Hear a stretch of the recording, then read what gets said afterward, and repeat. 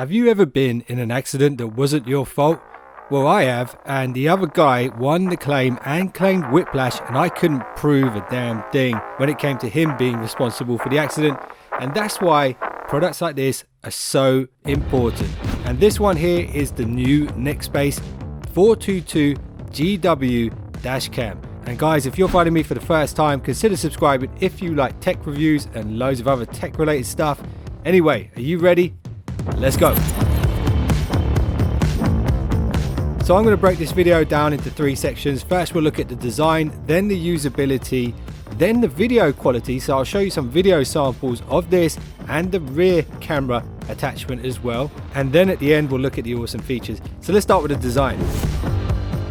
So here on the right is last year's 312 GW from Nextbase. And you can see the sort of design styling has carried over. So we've got the black and the brushed metal finish here, and this is actually 35% smaller than last year's model. So one of the new additions is the magnetic connector, and you can see here literally it just clicks on like that, and then that goes onto your windscreen. So when you need to take it down, you can literally just separate the magnets, and it's actually very strong. So there's literally no chance of that falling off by accident. The power cable actually plugs into the mount itself. So when you do remove this, you don't have any cables to detach from it.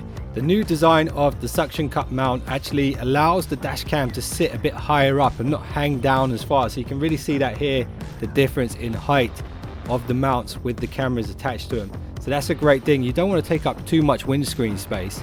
On top of the dash cam is a micro USB-B port. Now this is mainly for plugging into your computer at home, but you can actually use this to power the device as well, although I don't recommend that. But if you need to power it up and just sort of skip through some of the settings, you can just plug that in with a cable straight into the mains, and it won't damage the dash cam. There's also a port here at the side which is like a HDMI port, and that is specifically designed for the rear attachment camera. So that literally just clicks on in place here, and that looks out the back window. Now this one is one of three. So this is the telephoto attachment. There is one that mounts to the back window itself, but this one literally just looks over your shoulder.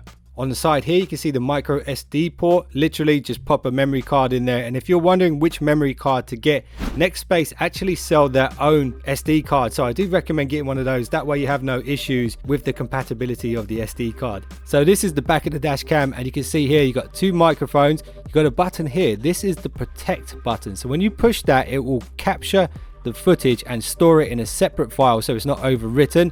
Then you've got a power button here on the side, and then underneath here, you've actually got a little reset button if you need to factory reset the dash cam. And when it comes to the lens itself, it's a 140-degree wide-angled lens, f1.3. So that's pretty much the design. Let's move on to the usability. So the first thing you want to do when you get a Nextbase dash cam is download the My Nextbase app, follow the steps to set it up. The other thing you're going to want to do for this particular one, or the 522, is also have an Amazon Alexa account set up as well. And I'll get back into this later on in the video. So now let's just take a quick look at the settings that you have here. So you've got video settings. Here you can change the resolution of the footage. As standard, it has Quad HD 30 frames per second, which is advised by Nextbase, but you can change that to 1080 60 frames per second, which actually in some cases in bright lighting conditions might be better because it's capturing more frames, so there's less likely to be blur if you need to freeze frame and see a number plate. You can do 1080 30 frames per second as well. I'm going to leave it on 1440p for now, but in the video quality section I'll show you how the different ones look. You can adjust the exposure here. You can change the clip lengths if you want to. So as standard, the dash cam will record the audio inside your car, but you can switch that off if you like. You got a bunch of stamps which you can have on your footage, for example, time, speed, GPS, and then model stamp as well. And then here you can set dual file recording. So if you have the dual file recording on, it can send compressed versions of the footage to your phone, which you can then view back later on. You can put your number plate into the dash cam as well. You can set up a time lapse, and then this is the G sensor. So this is what is used when the car is parked. If somebody hits it, it will trigger the G sensor. More on that later in the video. And there's a bunch more stuff you can do here to customize the dash cam. There's so much stuff, in fact, that I don't want to go through it all today. If you guys want to know more, follow the link below the video to check out my website where there's an in-depth written review for you. Now also on the screen here, you can see you've got a locked folder. So if you secure a clip, that's where it's going to put it. Here is the standard folder with the standard clips so far. And you can scroll through them here on the dash cam itself, which is really cool. And here are my recorded ones, which I decided to save. Now, if you don't secure the footage, because of the loop recording feature that this has, eventually the footage will be written over. So the ones you secure will stay forever. When you're driving, you can literally just touch the screen like that and it will snap a photo and it will save it in this folder here, the photo folder. And I think I took some. Let's have a look. When you snap a photo, it'll actually take a photo with the front camera and the back camera as well at the same time. So that's pretty cool.